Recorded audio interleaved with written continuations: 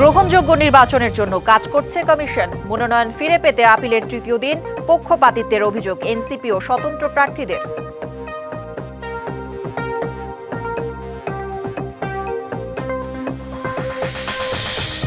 ভোটাধিকার নিয়ে সচেতনতা বাড়াতে গাইবান্ধায় ভোটের গাড়ি কর্মসূচি। আওয়ামী লীগের পেইড প্রোপাগান্ডা সেল থেকে গুজব ছড়ানোর অভিযোগ সার্জিস আলমের।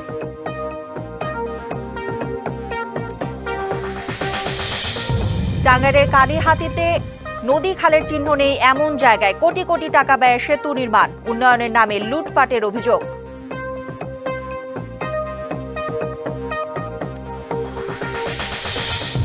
এবং মৃদু থেকে মাঝারি শৈত্যপ্রবাহে কাঁপছে দেশ। শীতের দাপট চলবে আরও কয়েকদিন, তাপমাত্রা 4 ডিগ্রিতে নামার সম্ভাবনা।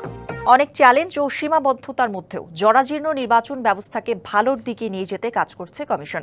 কথা বলেছেন নির্বাচন কমিশনার আবুল ফজল মোহাম্মদ সানাউল্লাহ। নির্বাচন পর্যবেক্ষক নেটওয়ার্কের নির্বাচন প্রকল্প উদ্বোধনী অনুষ্ঠানে তিনি আরও বলেন, নির্বাচন পর্যবেক্ষণ মানসম্মত করতে সব রকম সহায়তা দেবে কমিশন। আমরা আশা করব আপনারা শুধুমাত্র পদ্ধতি, পলিসি, কন্ডাক্ট ইত্যাদি নয়, মানুষের আস্থা অর্জনের জায়গাটাতেও আপনারা ভালোভাবে কাজ করতে পারবেন। অন্তর্ভুক্তিমূলক নির্বাচনের জন্য আমরা যে সেগমেন্টগুলোকে আমরা অ্যাটেনশন ড্র করার চেষ্টা করছি, আমাদের ফার্স্ট টাইম ভোটার্স যারা দীর্ঘদিন ভোট দিতে পারেন নাই, তাদের মাঝে একটা আস্থার আবহ তৈরি করা। ত্রয়োদশ জাতীয় সংসদ নির্বাচনে প্রার্থিতা ফিরে পেতে ইসিতে আপিলের তৃতীয় দিন চলছে। রাজধানীর আগারগাঁওয়ে নির্বাচন কমিশনে চলছে এই আপিল।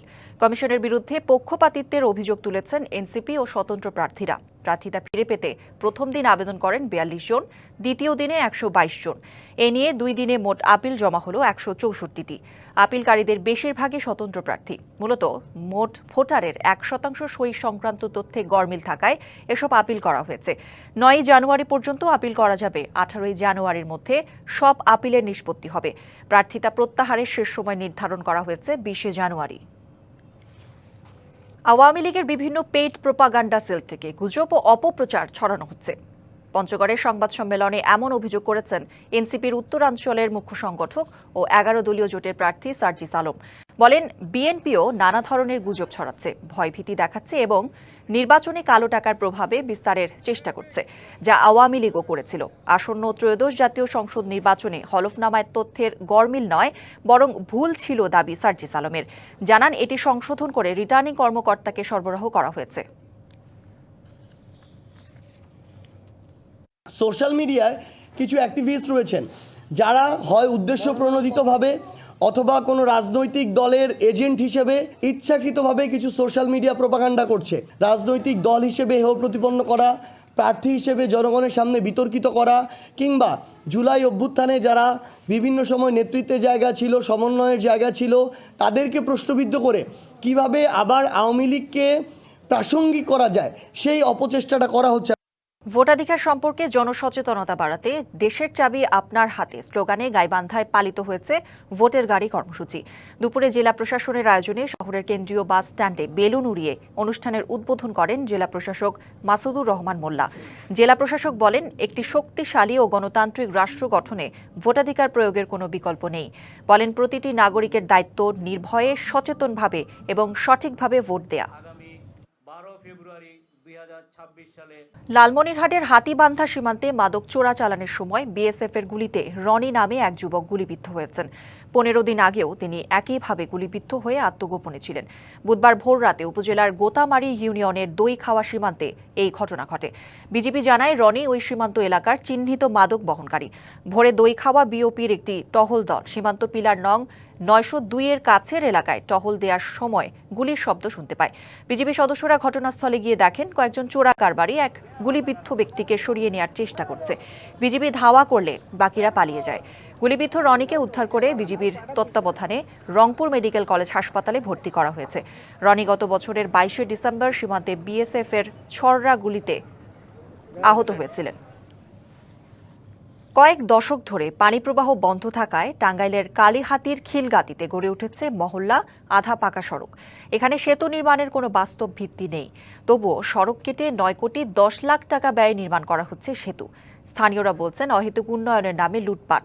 যদিও সড়ক বিভাগের দাবি, সেতুর কাজ শেষে পানি প্রবাহ সচল করতে উচ্ছেদ করা হবে অবৈধ স্থাপনা।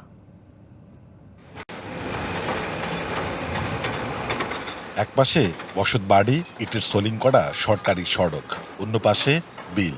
টাঙ্গাইলের কালিহাতীর খিলগাতির এই অংশে বহু বছর পানি প্রবাহ হয়নি, ভবিষ্যতেও সেই সুযোগ নেই। এক কথায় এখানে সেতু নির্মাণের কোনো বাস্তবতাই নেই। তবু আধা পাকা সড়ক কেটে নির্মাণ করা হচ্ছে সেতু। ৩৫ মিটার দৈর্ঘ্যের এই সেতু নির্মাণে সরকারের ব্যয় ৯ কোটি ১০ লাখ টাকা। স্থানীয়রা বলছেন দুই পাশে পানি প্রবাহের সুযোগ নেই জেনেও সরকারি অর্থ অপচয় আর লুটপাটের জন্যই অহেতুক সেতু নির্মাণ করছে সড়ক কর্তৃপক্ষ। দুই পাশে দেখেন, এখানেও বাড়ি, এখানে হলো আপনার এই যে একটা ছোট রাস্তা আছে। এখানে ব্রিজের কোনো প্রয়োজন নাই, সরকারের টাকা লুটপাট করার জন্য তো এটা হচ্ছে। পানি কোনো দিকে ডাইনে বাই কোথাও জমিও নাই যে এই ব্রিজটা বাইরে হবে। কর্তৃপক্ষ যারা আছে তাদের এখানে সশরীরে পর্যবেক্ষণ করে দেখা উচিত ছিল, বা এখনো সময় আছে। স্থানীয়দের বক্তব্য মানতে নারাজ সড়ক ও জনপথ বিভাগ। তাদের দাবি, বেইলি ব্রিজ ভেঙে তৈরি করা হচ্ছে নতুন সেতু, আর সেতু নির্মাণ হলেই পানি প্রবাহের জন্য অপসারণ করা হবে অবৈধ স্থাপনা। যখন ব্রিজের কাজ শেষ হবে, ওখানে আমাদের জায়গার মধ্যে ঘর আছে, তো আমরা ভাঙছি কিছু, আরো ভাঙবো, ভাঙে আর কিছু মাটি আমরাও ফেলছি, এগুলো আমরা সরাই দিব, দিলেই দেখবেন একটা ক্যানেল বেরিয়ে যাবে। এরই মধ্যে সেতুর ২৫% নির্মাণ কাজ সম্পন্ন করেছে ঠিকাদারি প্রতিষ্ঠান এস অনন্ত বিকাশ ত্রিপুরা লিমিটেড। ২০২৬ সালের ফেব্রুয়ারিতে সেতুটি সড়ক বিভাগকে বুঝিয়ে দেওয়ার কথা রয়েছে। Sohel Talukdar, DBC news, Tangail. নীলফামারীর ডোমার-ডিমলা সড়ক সংস্কার প্রকল্পের মাত্র ৩৫% কাজ শেষ করে পালিয়েছে ঠিকাদার। গণঅভ্যুত্থানে আওয়ামী লীগ সরকারের পতনের পর ঠিকাদার পালিয়ে যাওয়ায় ভাঙাচোরা সড়ক, খানাখন্দ আর ধুলায় দুর্ভোগে চলাচলকারী ও যান চালকরা। যদিও কর্তৃপক্ষ বলছে ঠিকাদার না থাকায় নতুন দরপত্র আহ্বান করা হয়েছে, দ্রুতই এর সমাধান হবে। নীলফামারীর ডোমার থেকে ডিমলা পর্যন্ত প্রায় ২৪ কিলোমিটার সড়কটির নির্মাণ কাজ শুরু হয় ২০১৮ সালে। প্রায় ১৮ কোটি টাকার প্রকল্পের এই কাজ মাত্র ৩৫% করে পালিয়ে যায় ঠিকাদারি প্রতিষ্ঠান ইউনিক কনস্ট্রাকশন ও মোজাহার এন্টারপ্রাইজ। এমন পরিস্থিতিতে ভাঙাচোরা সড়ক, বড় বড় খানাখন্দ আর ধুলায় দুর্ভোগ পোহাতে হচ্ছে পথচারীদের। চলাচলের অনুপযোগী হয়ে গেছে, আমরা কেউ কোনো অবস্থাতেই চলতে পারি না। খুব ভাঙাচোরা অবস্থায় অ্যাক্সিডেন্ট দ্রুত হচ্ছে, প্রতিদিনই দুর্ঘটনা হয়। এই ধুলা মানুষের মুখে কান্নার পরিযোগ ব্যবহার করতে হয়, তাহলে সমস্যা হয়ে যায়, রোগ ব্যাধি হয়। এই জন্য আমার মনে হয় রাস্তা যত দ্রুত হয় তত জনগণ উপকৃত হবে সবাই। প্রায়ই ঘটছে ছোট বড় দুর্ঘটনা, নষ্ট হচ্ছে গাড়ির যন্ত্রাংশ, বেড়েছে যাতায়াতের খরচ। দ্রুত রাস্তা সংস্কারের দাবি চালকদের। এই কন্ডিশনে রাস্তায় চলাচলের সম্পূর্ণ আমাদের জন্য কষ্ট। এই রাস্তায় চলাচল করলেই আমরা দেখি পরের দিন আমাদের ওয়ার্কশপে গাড়ি ঢুকাতে হয়। ডেলিভারি রুগী নিয়ে যেতে পারি না, অনেক রাস্তায় ঘুরে যেতে হয়, অটোর অনেক সমস্যা, ভাঙি যাচ্ছে, বেয়ারিং যাচ্ছে। এলজিইডি বলছে ঠিকাদার পালিয়ে যাওয়ায় জটিলতা তৈরি হয়েছে। সড়ক সংস্কারের জন্য নতুন দরপত্র আহ্বান করা হয়েছে, দ্রুতই এর সমাধান হবে। কাজটা সে 35%-এর মতো কাজ করছে, করার পরে কাজটা সে ফেলে চলে যায়। তো পরবর্তীতে আমরা তার আইন বিধি মোতাবেক তার কাজটা বাতিল করি। ইন দ্য মিন টাইম আমরা এটা পুনর্দরপত্র আহ্বান করার প্রক্রিয়া করছি এবং অলরেডি টেন্ডার নোটিশ হয়েছে। সড়ক দুর্ঘটনা রোধ ও পথচারীদের ভোগান্তি কমাতে দ্রুত সড়কটি সংস্কারের দাবি এলাকাবাসীর। DBC news desk. সাবেক প্রধানমন্ত্রী ও বিএনপি চেয়ারপারসন মরহুম বেগম খালেদা জিয়ার রুহের মাগফিরাত কামনায় দোয়া মাহফিল হয়েছে। দুপুরে নওগাঁ শহরের একটি হোটেলে দোয়া মাহফিল ও মতবিনিময় সভা হয়। এতে বিএনপির বিভিন্ন পর্যায়ের নেতাকর্মীরা উপস্থিত ছিলেন। সভা শেষে মরহুম নেত্রীর বিদেহী আত্মার মাগফিরাত কামনা এবং দেশ ও জাতির কল্যাণে বিশেষ মোনাজাত করা হয়। ঝালকাঠিতে বেগম খালেদা জিয়ার রুহের মাগফিরাত কামনায় দোয়া মাহফিল হয়েছে। মঙ্গলবার বিকেলে বিনয় কাঠি শেরে বাংলা একে ফজলুল হক ডিগ্রি কলেজের মাঠে দোয়া ও মিলাদে প্রধান অতিথি ছিলেন বিএনপি চেয়ারপারসনের উপদেষ্টা ডাক্তার জিয়াউদ্দিন হায়দার। প্রধান অতিথির বক্তব্যে ডক্টর জিয়াউদ্দিন হায়দার বলেন, বেগম খালেদা জিয়া কখনো অন্যায়ের সাথে আপোষ করেননি। তিনি তার কর্মের মধ্যে বেঁচে থাকবেন। দেশ ও দেশের মানুষের জন্য তার ত্যাগ ও অবদান এই দেশের গণতন্ত্রের ইতিহাসে চিরস্মরণীয় হয়ে থাকবে। জিয়াউদ্দিন হায়দার বলেন, বিএনপি ঘোষিত 31 দফা বাস্তবায়ন হলে বাংলাদেশের চেহারা পাল্টে যাবে। টাঙ্গাইল পুলিশ ট্রেনিং সেন্টারের 23তম ব্যাচের বিভাগীয় ক্যাডেট এসআইদের প্রশিক্ষণ সমাপনী কুচকাওয়াজ হয়েছে। সকালে ট্রেনিং সেন্টারের প্যারেড গ্রাউন্ডে এই সমাপনী কুচকাওয়াজ হয়। অনুষ্ঠানের শুরুতে প্রধান অতিথি পুলিশ ট্রেনিং সেন্টারের কমান্ড্যান্ট মোহাম্মদ আশফাকুল আলম প্যারেড কুচকাওয়াজ পরিদর্শন করেন। পরে তিনি শ্রেষ্ঠত্ব অর্জনকারী প্রশিক্ষণার্থীদের মধ্যে পুরস্কার বিতরণ করেন। প্রধান অতিথি প্রশিক্ষণার্থীদের সততা, নিষ্ঠা এবং সর্বোচ্চ পেশাদারিত্বের সাথে অর্পিত দায়িত্ব যথাযথভাবে পালনের মাধ্যমে জনগণের আস্থা অর্জনে ব্রতী হওয়ার নির্দেশনা দেন। এবার 23তম ব্যাচের বিভাগীয় ক্যাডেট এসআইদের মোট প্রশিক্ষণার্থী ছিলেন 176 জন। চট্টগ্রামের রাঙ্গুনিয়ায় সেনাবাহিনী ও পুলিশের যৌথ অভিযানে শওকত আলী নামে এক সন্ত্রাসীকে গ্রেপ্তার করা হয়েছে। বুধবার ভোর 4:30টার দিকে উপজেলার চন্দ্রঘোনা কদমতলী ইউনিয়নের চারা বটতল এলাকায় অভিযান চালিয়ে তাকে গ্রেপ্তার করা হয়। সম্প্রতি সামাজিক যোগাযোগ মাধ্যমে অবৈধ অস্ত্রসহ শওকত আলীর ছবি ভাইরাল হয়। এছাড়া অস্ত্র নিয়ে বিভিন্ন এলাকায় ঘোরাফেরার তথ্য পাওয়া যায়। শওকত আলীর বিরুদ্ধে হত্যা চেষ্টা ও চাঁদাবাজি সহ রাঙ্গুনিয়া থানায় একাধিক মামলা রয়েছে। চট্টগ্রামে ইউনাইটেড কমার্শিয়াল ব্যাংক বন্দর শাখা থেকে 25 কোটি টাকা আত্মসাতের অভিযোগে দুদকের করা মামলায় সাবেক ভূমিমন্ত্রী সাইফুজ্জামান চৌধুরী জাবেদ ও তার স্ত্রী সহ 36 জনের বিরুদ্ধে গ্রেপ্তারি পরোয়ানা জারি করেছে আদালত। চট্টগ্রাম মহানগর সিনিয়র স্পেশাল জজ আদালতের বিচারক মোহাম্মদ হাসানুর রহমানের আদালত অভিযোগপত্র গ্রহণের পর এই আদেশ দেয়। এর আগে গত সোমবার মামলার তদন্ত কর্মকর্তা মশিউর রহমান আদালতে অভিযোগপত্র জমা দেন। জাবেদ ছাড়াও তার স্ত্রী রুকমিলা জামান, ছোট ভাই আসিফুজ্জামান, বোন রোকসানা জামান এবং ইউসিবিএল ও আরামিড গ্রুপের কর্মকর্তা সহ 36 জনকে আসামি করা হয়েছে। নিজের প্রতিষ্ঠানের কর্মচারীকে ভুয়া ব্যবসায়ী সাজিয়ে 25 কোটি টাকা ঋণ নিয়ে সেই অর্থ আত্মসাৎ করে বিদেশে পাচারের অভিযোগে গেল বছরের 24শে জুলাই মশিউর বাদী হয়ে চট্টগ্রাম জেলা কার্যালয় 1-এ মামলাটি দায়ের করেন। এদিকে 33,66,000 টাকা আত্মসাতের অভিযোগে দুদকের করা 3 মামলায় কক্সবাজার পৌরসভার সাবেক চেয়ারম্যান নুরুল আফসারকে 1 বছর করে কারাদণ্ড দিয়েছে আদালত। চট্টগ্রাম বিভাগীয় স্পেশাল জজ আদালতের বিচারক মিজানুর রহমান এই আদেশ দেন।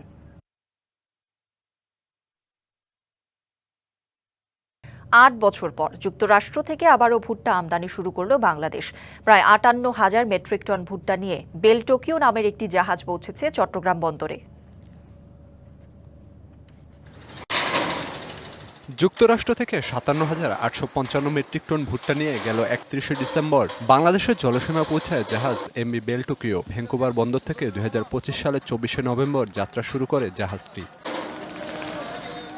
বুধবার সকাল থেকেই শুরু হয় মাল খালাসের কার্যক্রম। চট্টগ্রাম বন্দরের জেটিতে কার্যক্রম পরিদর্শন করেন যুক্তরাষ্ট্র দূতাবাসের কর্মকর্তারা।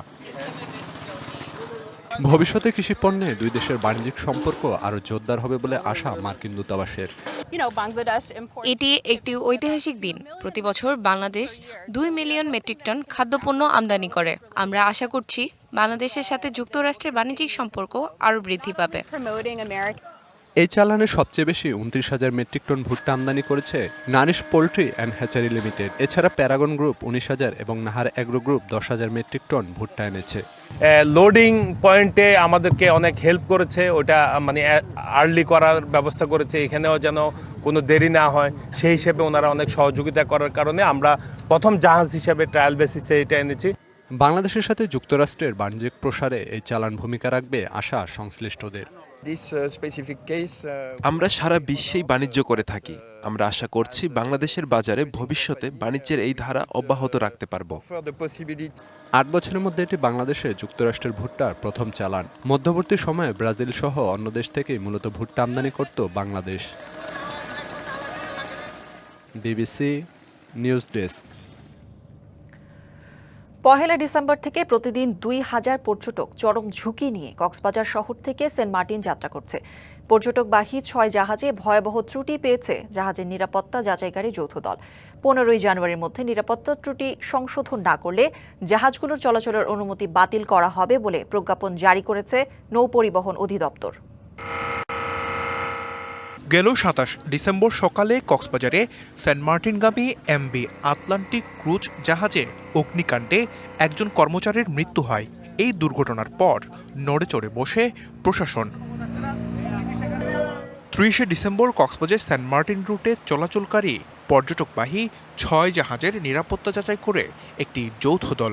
জাহাজগুলোতে ভয়াবহ 8টি ত্রুটি পায় দলটি।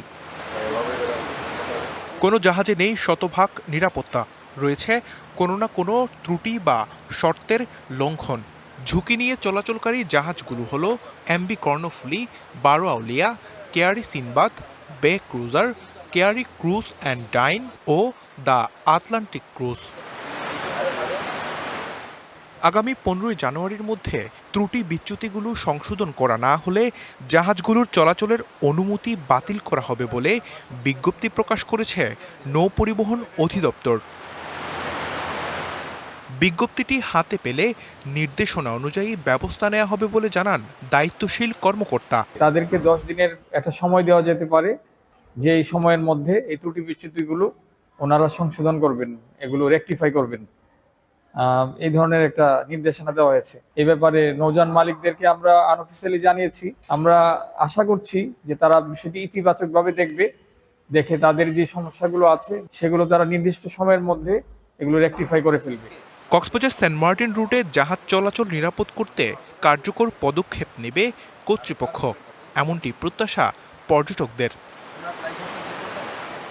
DBC news desk. কক্সবাজারের রামু উপজেলার গর্জনিয়ায় দেশি বিদেশি আগ্নেয়াস্ত্র ও গুলিসহ ডাকাত দলের নারী সহযোগীকে গ্রেপ্তার করেছে যৌথ বাহিনী। সকালে গর্জনিয়া ইউনিয়নের থোয়াইঙ্গা কাটা সামিরা ঘোড়া এলাকায় অভিযান চালিয়ে তাকে গ্রেপ্তার করা হয়। জব্দ করা হয়েছে 2টি বিদেশি পিস্তল, একটি দেশি বন্দুক, 55 রাউন্ড গুলি, খেলনা বন্দুক ও দেশীয় অস্ত্র। রামু থানার ভারপ্রাপ্ত কর্মকর্তা মনিরুল ইসলাম ভুইয়া জানান, অভিযানের সময় 3 থেকে 4 জন পালিয়ে গেছে।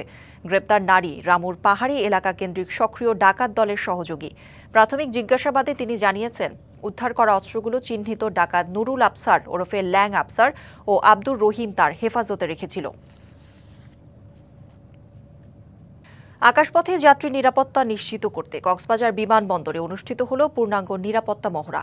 এতে বিমান অপহরণ ও বোমা হামলার মতো উচ্চ ঝুঁকির পরিস্থিতি মোকাবিলায় সক্ষমতা যাচাই করা হয়। বেলা 11টায় শুরু হওয়া মহড়ায় বিমান বাহিনী, সেনাবাহিনী, RAB, police, fire service, medical team সহ সংশ্লিষ্ট সব সংস্থা অংশ নেয়।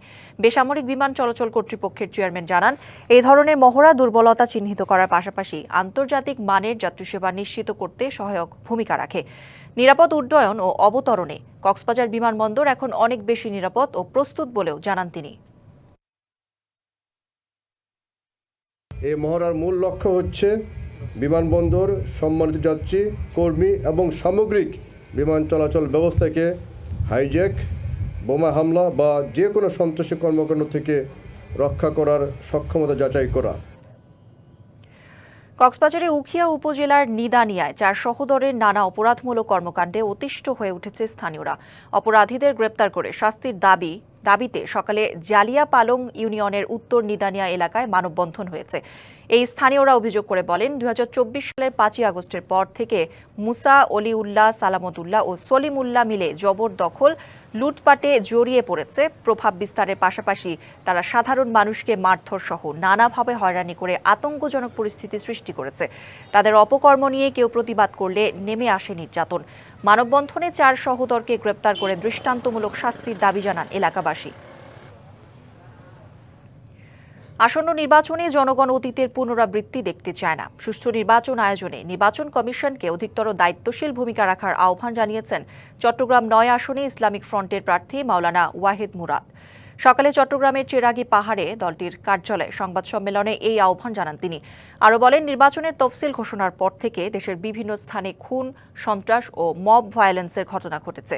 এসব ঘটনা কোনোভাবেই কাম্য নয়। নির্বাচনের আগে লুণ্ঠিত এবং অবৈধ অস্ত্র উদ্ধার সহ চিহ্নিত সন্ত্রাসীদের গ্রেপ্তারে সাঁড়াশি অভিযান পরিচালনার দাবি জানান ওয়াহিদ মুরাদ। এ সময় বৃহত্তর সুন্নি জোটের শীর্ষ নেতা ও ইসলামিক ফ্রন্ট বাংলাদেশের ভাইস চেয়ারম্যান মোহাম্মদ ইব্রাহিম আখতারি অন্যান্য নেতারা উপস্থিত ছিলেন। শীতের হাওয়ায় খাগড়াছড়ি শহরের অলিতে গলিতে ঘুরছে পিঠাপুলির মন মাতানো ঘ্রাণ। ভাপা, চিতই, পাটিসাপটার পাশাপাশি পর্যটক ও স্থানীয়দের মন কেড়েছে বিন্নি চালের ঐতিহ্যবাহী ছেচমা পিঠা। সংসারের কাজের ফাঁকে খণ্ডকালীন এই কাজে বাড়তি আয় করছেন মারমা নারীরা। পার্বত্য জেলা খাগড়াছড়ি সবসময়ই কম বেশি ভিড় লেগে থাকে পর্যটকের। আর শীতের আগমনের সাথে সাথে হরেক রকমের পিঠা পায়েসের পাশাপাশি ভিন্ন ধরনের মাত্রা যোগ করেছে মারমাদের ঐতিহ্যবাহী কিছু পিঠা। পাহাড় ছাড়িয়ে সমতলের পিঠাপ্রেমীদের কাছে জনপ্রিয় হয়ে উঠেছে ঐতিহ্যবাহী সেসমা পিঠা। পাহাড়ের আদিবাসীরা মাতৃপ্রধান সমাজের অধীন, তাই নারীরা সংসারের কাজ ছাড়াও আয়ের উৎস হিসেবে বেছে নেন নানা পেশা, যার মধ্যে মারমা সম্প্রদায়ের নারী ও কিশোরীরা সংসারের বাড়তি আয়ের যোগান দিতে পিঠা বিক্রি সহ নানা কাজ করে থাকে। এর মধ্যে উল্লেখযোগ্য শীতের পিঠা তৈরি ও বিক্রি। শুধু সেসমা পিঠাই নয়, মারমাদের ঐতিহ্যবাহী পিঠার মধ্যে কেংদুমু, উফরিমু সহ নানান পিঠা রয়েছে। পাহাড়ে আসা পর্যটকরা রাস্তার ধারে বা পর্যটন কেন্দ্রে সেই পিঠার স্বাদ ও ঘ্রাণ নিচ্ছেন প্রাণভরে। মারমা পিঠা পাটিসাপ বিনি চালে ছেসমামু বানায় আর উফরিমু বানায়। জানুয়ারি ফেব্রুয়ারি মাস থেকে পিকনিক হবে, তখন মানুষ থাকবে, তখন আমরা বেচা কিনা ভালো হবে আর কি। বাঁশের পিঠা, তারপরে ওই কলার পাতা সেটা বানাই রে। পাহাড়িদের পিঠা তৈরিতে আছে নিজস্ব কৌশল, আর নিপুণ যত্ন দিয়ে তৈরি করায় এর স্বাদও হয় অনন্য। আর তুলনামূলক দাম কম হওয়ায় পর্যটকরা ভিড় করেন পিঠা খেতে। এটি আসলেই মানে অন্যরকম স্বাদের একটি পিঠা, এবং এই মারমা পিঠা আমি বলবো যারা দিনাজপুর থেকে বা অন্যান্য জায়গা থেকে যারা আসবে অবশ্যই যেন তারা স্বাদ গ্রহণ করে। খাগড়াছড়ির যে পিঠা, এই পিঠা অনেক টেস্টি। যারা খেয়েছেন তারাই বুঝতে পারবেন এটা বিন্নি ধানের চালের তৈরি। এই পিঠাটা খুবই অসাধারণ, এগুলো বানিয়েছে পাহাড়িরা, ওদের নিজ হাতে বানিয়েছে।